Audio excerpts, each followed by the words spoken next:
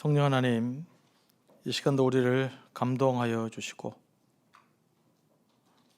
우리에게 필요한 말씀으로 채워주시고 우리를 향한 주님의 음성 듣게 하여 주옵소서. 예수님의 이름으로 기도합니다. 아멘. 생각대로 되지 않는다는 건 정말 멋져요. 생각지도 못한 일이 일어나는 걸요. 무슨 대사인지 아십니까? 네, 빨강물에 나온 가장 유명한 대사입니다. 많은 분들이 다 잘 아시죠? 저도 뭔가 제 생각대로 일이 잘 안 풀리면 가끔씩 이 대사를 생각해 봅니다. 내 생각대로 되지 않는 것은 정말 멋진 일이야. 하나님이 더 놀라운 일들이 기다리고 있거든. 이렇게 생각하면 또 마음의 위로가 되고 힘을 얻게 됩니다. 인생이 내 생각대로 되지 않아서 실망스럽긴 하지만 그렇다고 절망할 필요는 없습니다. 그것 때문에 생각지도 못한 놀라운 일들이 일어나기 때문입니다. 믿으십니까? 우리 믿음의 사람들은 이 관점 가지고 살아야 돼요. 믿음으로 산다는 것은 모든 것이 내 생각대로 이루어지지 않을지라도 내가 미처 생각지도 못한 놀라운 복을 주시는 그 하나님을 믿고 그 하나님을 기대하며 사는 거예요. 예배 가운데 이 하나님에 대한 기대가 여러분 가운데서 꽉 채워져야 될 줄로 믿습니다. 유대인들의 오해를 풀어보려는 그 야고보와 바울의 노력은 효과를 보지 못합니다. 바울이 7일간의 정결 예식을 채 마치기도 전에 뜻하지 않는 사람들을 만나게 돼요. 오늘 본문은 아시아에서 온 유대인들이라고 되어 있는데 소아시아 지역 에베소에서 온 유대인들이 이제 성전 예루살렘으로 들어온 것입니다. 바울이 에베소에 3년이나 머물러 있었고 또 회당에서 복음도 전하고 또 말씀을 가르쳤기 때문에 에베소 중심에 살았던 사람들은 바울의 얼굴을 이미 알고 있는 것이죠. 그들은 그 바울을 예루살렘 안에서 발견하게 됩니다. 그자마자 바로 감정이 격해졌어요. 이들은 바울이 율법을 무시하고 유대인들의 할례와 절기를 무시한다고 생각했기 때문입니다. 그들은 그곳에 있는 사람들을 충동하여 바울을 죽이고자 했습니다. 예루살렘 교회의 야고보와 장로들이 우려했던 문제가 실제로 또 너무나 빨리 벌어진 겁니다. 그들은 바울이 유대 민족과 율법에 반하여 사람을 가르쳤으며 특별히 이방인을 성전 안으로 데리고 와서 성전을 더럽혔다고 외쳤습니다. 에베소 사람 그 드로비모라는 사람이 등장하는데 이분이 이제 바울과 함께 성내에 있는 것을 이 사람들이 보게 된 거예요. 그런데 그들은 바울이 그를 성전으로 데려왔을 거라고 생각한 거예요. 그래서 이제 화가 난 겁니다. 성전은 그 안뜰과 바깥뜰로 구성되어 있고요. 그 안에 담장이 딱 있어요. 이방인은 어디까지 갈 수 있냐면 바깥쪽 뜰까지는 갈 수 있어요. 예수님께서 성전 청결하면서 장사하는 사람을 내쫓았던 곳이 바로 이곳이에요. 그리고 이제 성전 안뜰, 여기는 유대인들만 들어갈 수 있어요. 유대인들 남자들만 들어갈 수 있습니다. 그 외에는 들어갈 수가 없어요. 그러니까 설령 바울이 드로비모라는 이방인을 데리고 성전 바깥뜰에 있다 해도 바울은 율법을 어긴 것이 아니에요. 이건 정당한 겁니다. 너무나 자연스러운 일이에요. 그럼에도 불구하고 아시아에서 온 유대인들이 거리에서 바울과 드로비모가 있는 것을 보고 흥분을 했어요. 막 화가 났어요. 왜 그랬을까요? 바울이 드로비모를 데리고 유대인들만 들어갈 수 있는 성전 안뜰까지도 들어갈 수 있을 거라고 생각했기 때문에 그래요. 이거는 이제 안 되는 일이거든요. 아무리 바울이라 하더라도 이런 일을 할 사람은 아니죠. 바울이 유대인들을 고려해서 머리도 깎고 나시된 서원까지도 하고 이제 정결 예식까지 마치잖아요. 이 말은 나는 유대인들의 율법을 의도적으로 어긴 것은 아니다. 그리스도의 복음 때문에 어쩔 수 없는 거다. 이거 이제 보여주기 위한 것이었거든요. 그러니까 바울은 이런 일을 할 리가 만무죠. 이 유대인들은 드로비모가 성전 안뜰에 있었는지 아닌지 확인해 보지도 않았어요. 성 내에 있는 바울과 드로비모가 함께 있는 것을 보았기 때문에요. 그런데 왜 이들은 여기까지 이렇게 추측을 해버렸을까요? 왜 이런 생각을 했을까요? 바울이 드로비모라는 이방인을 데리고 유대인들만 갈 수 있는 곳을 갔다고 생각했을까요? 이 바울에 대한 반감 때문이에요. 에베소에서 바울이 복음을 전하면서 그리스도인 늘다 보니까 이 순수 유대인들은 불편했거든요. 사람은 그래요. 누군가의 반감을 품잖아요. 그럼 그 사람만 싫은 것이 아니라 그 사람 옆에 있는 사람들도 싫어요. 누군가를 한번 오해하잖아요. 그러면 그 사람이 하지 않은 일조차도 조금만 연관성이 있으면 기어이 연관을 만들어 갖고 그 사람이 했다 그래요.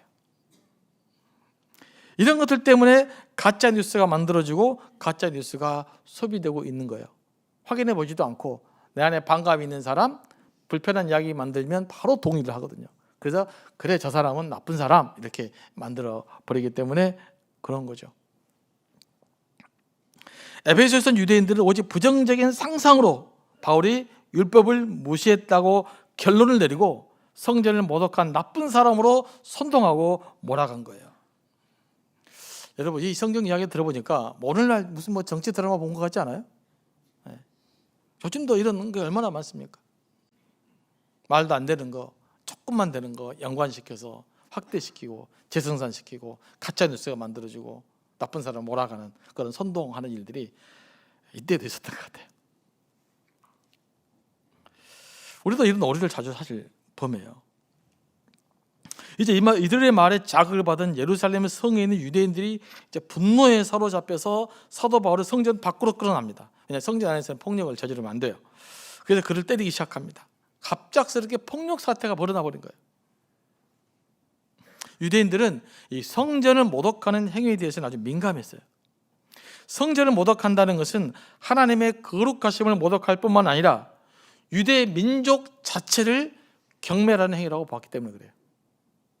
그리고 유대인들은 성전 모독을 못 참습니다. 다혈질적이기도 한데. 그래서 예수님 시대 때 빌라도 총독이 예루살렘으로 총독 부임을 받고 와요. 그때 성전 안으로 황제 숭배기를 갖고 들어오려고 그랬어요. 그럴 때 역사적으로 보면 바리새인들이 바리케이드를 딱 칩니다. 그리고 서기관들, 사두개인들도 바리새인들하고 친하지 않는데 그 사람들도 바리케이드를 딱 쳐요. 그러면서 빌라도에 뭐려고 했냐? 성전 안에 들어가 우리 목을 치고 가세요.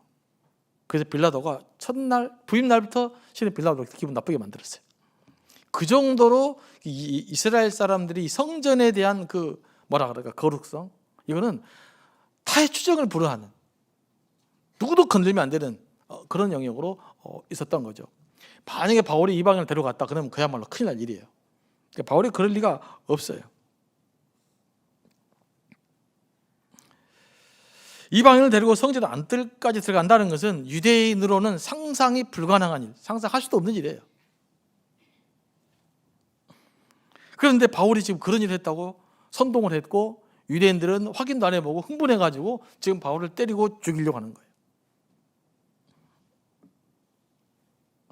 특별히 이제 유월절과 오순절 같은 큰 명절에는요, 유대인들이 많이 모이잖아요. 많이 모여서 폭동을 일어나면 안 돼요. 그래서 그때는 로마가 아주 긴장하는 시간이에요. 그래서 그 기간에는 로마 군대가 예루살렘 안에 머물러요.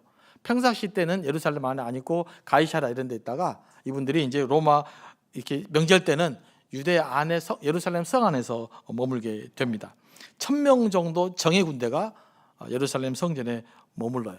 예루살렘 머물러요. 성전이 아니라. 그리고 이제 성전 서북 쪽에 예루살렘 성전에 가까운 서쪽 서북 쪽에 안토니아 성이라고 있어요. 그곳에서 군대가 머물면서 그 명절이 다 끝날 때까지 예루살렘의 치안을 담당합니다. 그래서 이렇게 쳐다보고 있으면 예루살렘 시내에 있는 일들이 어느 정도 다 눈에 들어올 수 있는 일이죠. 유대인들이 바울을 때려서 막 죽이려고 할 때 예루살렘에서 폭동이 일어났다는 보고를 받아요. 그래 천부장, 원래 이 전체 예루살렘을 관할하는 시위대장이에요. 시위대장은 병사를 불러서 급히 그곳으로 달려갑니다. 폭력 사태가 일어나면 안 돼요. 만약에 총독이 예루살렘 안에 있는데 폭력 사태가 일어났다 그러면 이 총독은 물러나야 되는 거예요. 그러니까 이제 천부장이 급파하게 됩니다. 그러니까 예루살렘에 폭동이 났다는 소식을 듣고 천부장이 직접 군대를 움직였다라는 것은 이 소요가 상당히 컸을까요, 작았을까요? 굉장한 소요를 일으켰던 것이 분명해요. 그러니까 뭐 군인들까지 동원해야만 되는 상황이었어요. 이 상황을 진압하기 위해서. 유대인들은 천부장과 로마 군인들을 보고서야 이제 바울에게 가했던 폭력을 멈추었습니다. 실은 유대인들이 지금 정신이 팔려서 엄청난 일을 하고 있는 거예요. 자, 이 명절 때는요, 예루살렘 안에 어떤 폭력 사태가 일어나면 안 돼요. 그럼 바로 즉각적으로 로마 군대가 동원해서 진압할 뿐만 아니라 폭을 일으켰던 사람들은 바로 감옥에 가거나 심지어 이제 사형당할 수도 있는 상황이에요. 그런데 지금 사도 바울을 죽이겠다 난리를 친 거예요. 사람들이 흥분하면 이렇게 되나 봐요. 이성을 잃어버린 거예요.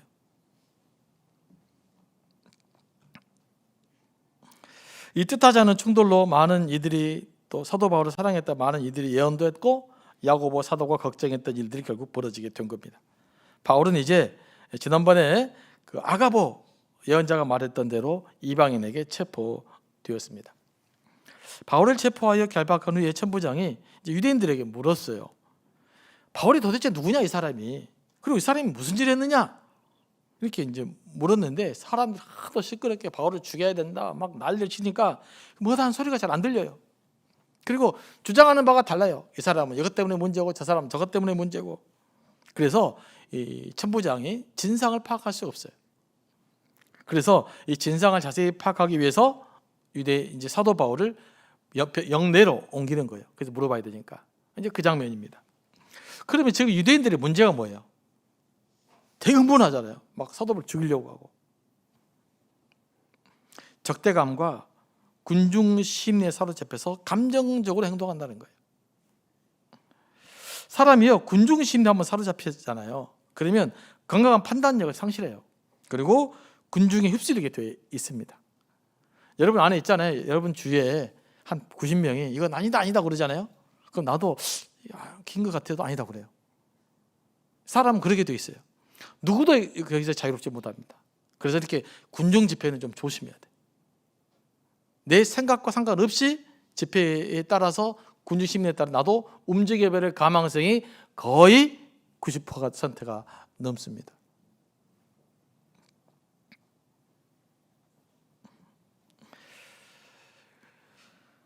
그런데 이 적대감에다가 이제 그 군중 심리에다가 적대감이 형성되잖아요. 그러면 무슨 일이 벌어집니까? 폭력이 벌어져요. 폭력 사태. 요즘에 지금 뭐 하마스와 이스라엘의 전쟁 때문에 그렇기도 하고 가끔 미국에 일어나는 인종차별 폭력이라든지 이런 것들이 다 군중 심리 플러스 적대감이 합쳐지니까 뭡니까? 폭력으로 나타나고 폭력 사태가 벌어지게 되는 거예요. 그러니까 누군가에게 적대감을 갖는다는 것, 그리고 이 군중 심리에 빠져서 움직인다는 것 굉장히 위험한 일입니다. 우리가 이제 여러분의 삶 가운데 바로 세워지려면요, 여기에 머무르면 안 돼. 이걸 잘 극복해야 될 줄로 믿습니다. 자, 바울을 때려 죽이려고 했으면 무슨 일인지는 물어봐야 되잖아요. 살펴봐야 되잖아요. 근데 그런 것도 안 하고 소수 몇 사람들의 말만 듣고 이스라엘 사람들이 전적인 우왕좌왕 해가면서 바울을 죽여야 된다 외치면서 이 일이 지금 벌어지게 된 것입니다. 나중에 이것 때문에 이스라엘이 큰 위기를 자초합니다. 유대인들이 다일지적인 감정을 다스리지 못하고 뭐 하게 됩니까? 로마랑 싸워요. 싸움도 안 되는 전쟁을 합니다. 그래서 어떻게 돼요? 예수께서 말씀하신 대로 이스라엘을 완전히 망해버려요. AD 70년에. 그래서 1948년에 독립할 때까지. 예수께서 말씀하신 대로 성전 위에 돌 위에 돌 하나 남지 않고 파괴되는 일이 벌어진 거예요. 여러분, 우리도요, 이런 걸 잘못하면 개인적으로 망할 수 있어요. 조심해야 됩니다. 그래서 우리가 이 적대감에 사로잡히는 것, 군중심이 쓸리는 것 너무나 위험하기 때문에 그러지 않도록 노력해야 돼요. 그런데 많은 뭐 유튜버들이라든지 또 정치인들이라든지 이런 분들이 이런 군중심들 너무 자극하고 적대심들 너무 자극하기 때문에 우리 사회가 위험한 거라고요. 우리 그리스도인들이 여기에 물들지 않고 이걸 치유해가고 화해해가고 또 뭐라 그럴까, 정상적인 삶으로 복귀시키는 일들을 저는 교회해야 될 줄로 믿습니다. 이제 천부장은 진상을 알기 위해 바울을 병행 안으로 끌고 가라고 했습니다. 바울이 이제 층계에 끌려갔을 때 이게 뭐냐면 성전에서 밖에 나와서 안토니오 성이 가깝다 그러지 않습니까? 성 올라가면 계단이 있어요. 그 계단으로 이제 군인들이 끌려갈 때예요. 바울이 청계까지 끌려갔을 때 유대인들이 하도 난폭하게 굴어요. 막 죽이겠다고 난리를 치니까 혹시 계단 올라가다가 바울을 놓치면 유대 군인들한테 붙잡혀서 죽을 수 있으니까 군인들이 뭐 합니까? 바울을 아예 들쳐매고 가는 거예요. 안전하게 지키려고. 지금 그 장면이 오늘 본문에 기록되어 있는 것입니다. 흥분한 유대인들은 가만히 있지 않고 로마 군인들을 따라오면서 바울을 죽이라고 난리를 치는 거예요. 막 소리를 치는 거예요. 저거 죽여야 된다, 죽여야 된다. 뭐 죽여야 된다, 죽여야 된다. 뭐 그럴지 모르겠습니다만은. 뭐 그렇게 이제 소리를 치는 장면이죠. 예수님이 빌라도에 끌려갔을 때와 상황이 매우 비슷해요. 분위기가 그러잖아요. 예루살렘에 가보니까 진짜로 이스라엘 사람들의 성질이 장난이 아니더라고요. 저는 우리나라 사람들이 성질이 제일 급한 줄 알았거든요. 우리보다 더 급하더라고요. 차도 아무 데나 막 끌고 들어와요. 막 끼어들고. 문제가 너무 위험하더라고요. 그래서 저 사람들 정말 성질이 보통이 아닌 사람들이구나. 지금 성질이 보통이 안 된 사람들 건드려가지고 이렇게 일이 지금 복잡합니다. 네, 괴팍한 사람 건드리면 안 돼요.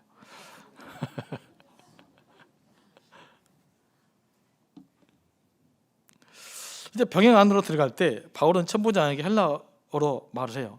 제가 한 말씀 드려도 됩니까? 근데 천부장 귀가 버뜩대요. 바울이 헬라어로 말하고 있거든요. 유대인인 줄 알았는데. 이제 천부장이 바울에게 물어요. 너 헬라어 아냐? 그러니까 나 헬라어 안다 라고 하자 이제 천부장이 사실관계를 확인해서 물어요. 과거에 난을 일으켜서 자객 4,000명을 동원해서 사고를 치다가 애국으로 도망간 사람이 있는데 그게 바로 니냐? 이렇게 물어본 거예요. AD 53년경에 자객 4,000명을 이끌고 반란을 주도했던 애국인이 있었어요. 이 사람들이 반란을 일으키자마자 로마 군인들에 의해서 즉각 진압이 됩니다. 그러나 주동자가 피해갔어요. 천부장은 바울이 그 사람인 줄 안 거예요. 왜냐하면 이 사람들이 반란을 일으키면서 유대인들 많이 핍박을 했어요. 유대인들이 그 사람을 잡아서 마치 보복하는 것으로 안 거였어요. 왜냐하면 제가 서두에도 말씀드렸지만 예루살렘에서 함부로 명절 때 누군가를 때리거나 폭력을 일으키면 안 돼요.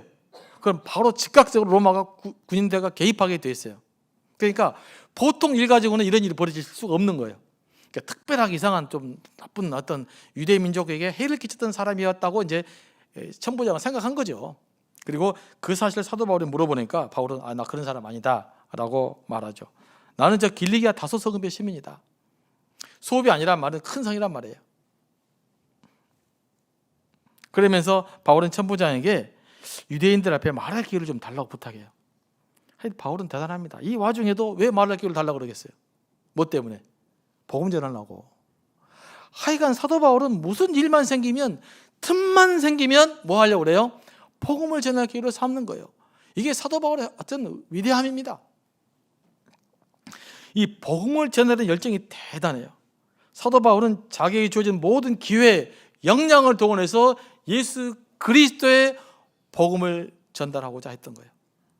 쉽게 말하면 복음 전달을 안 달라는 사람. 이게 사도 바울이에요.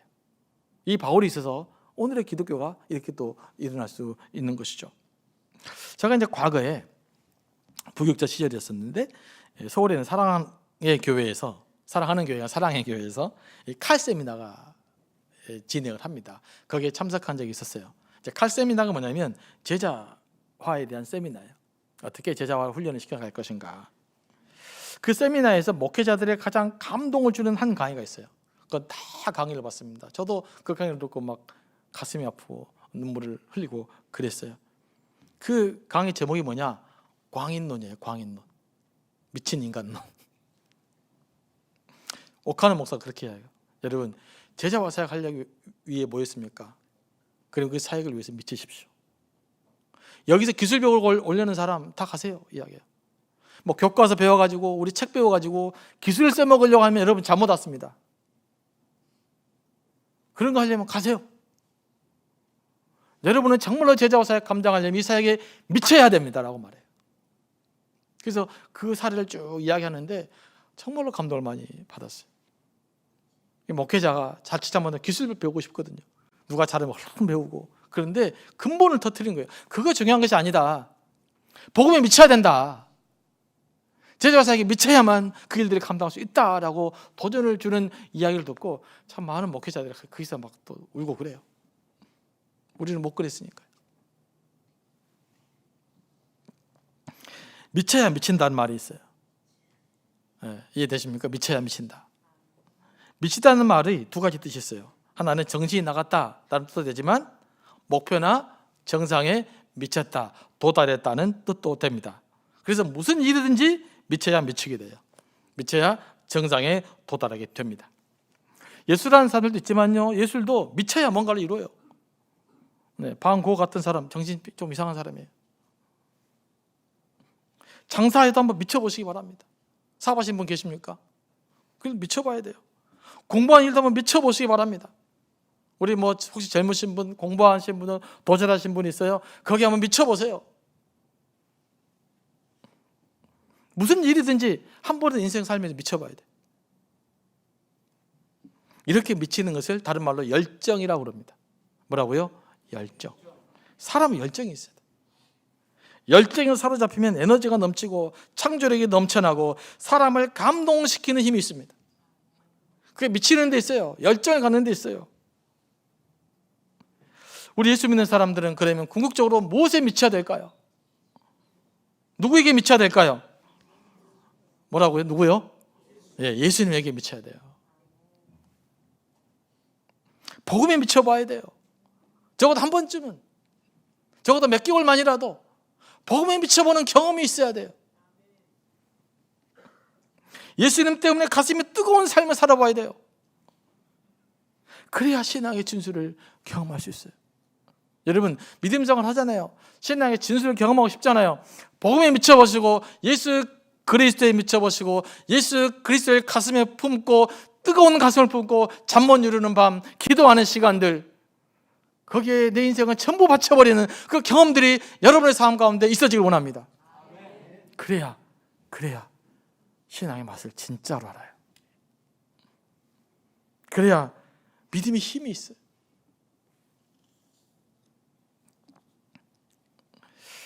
천부장이 바울의 이제 부탁을 들어주자 바울이 층계에 서서 유대인들 향해 손짓으로 조용하라고 합니다.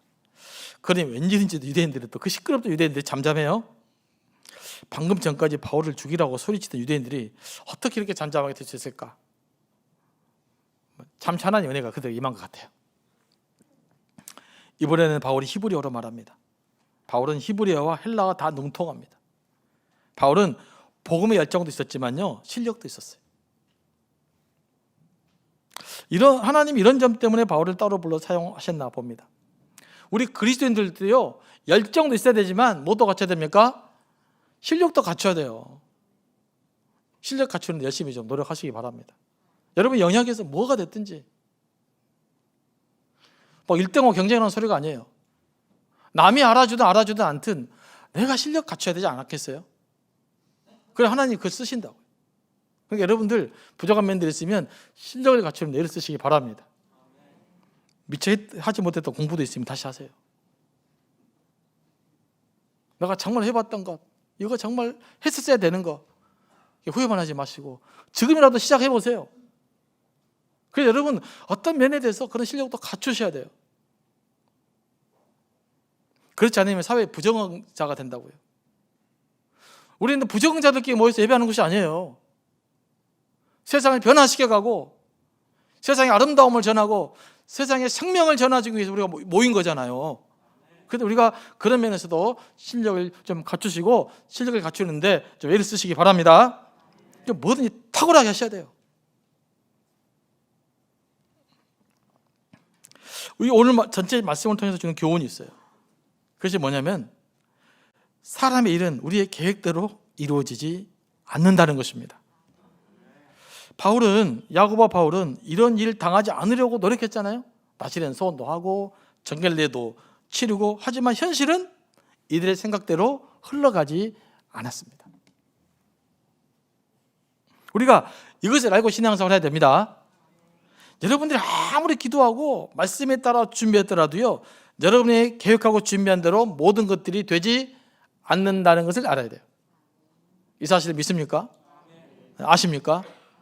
네. 그런데 왜 이렇게 안절부절하세요? 원래 내 뜻대로 안 되는 건데. 그렇잖아요. 우리 뜻대로 안 된다는 것, 이건 어떤 의미에서 전제예요, 삶에. 그래서 잠언서 16장 9절에서 우리에게 교훈하고 있는 말씀이 무엇입니까? 사람이 마음으로 자기의 길을 계획할지라도 그 걸음을 인도하시는 이는 여호와시니라. 그래서 우리에게 이렇게 교훈하고 있는 거예요. 그럼 내가 기도하고 계획한 대로 되지 않는데 그럼 어떻게 해야 될까요? 이제 여러분이 계획한 대로, 여러분이 기도한 대로 일이 좀 안 이루어지고 있어요. 그럼 여러분 이 상황에서 어떻게 해야 되냐고요. 그럼에도 불구하고 좌절하지 말고 낙담하지 말아야 됩니다. 나보다 더 나은 하나님의 계획이 있음을 알고 그 하나님을 기대하셔야 돼요. 하나님은 여러분의 계획보다 위대하신 분이십니다. 하나님의 계획은 여러분의 계획보다 더 위대하십니다. 이것을 믿는다면 우리는 이 하나님을 기대하셔야 돼요. 이 예배는 그 하나님 기대하기 위해 모인 거예요. 그리고 예배에 참여했는데 아무런 기대가 없이 여러분 이 문을 열고 나가신다. 오늘 예배 실패한 거예요.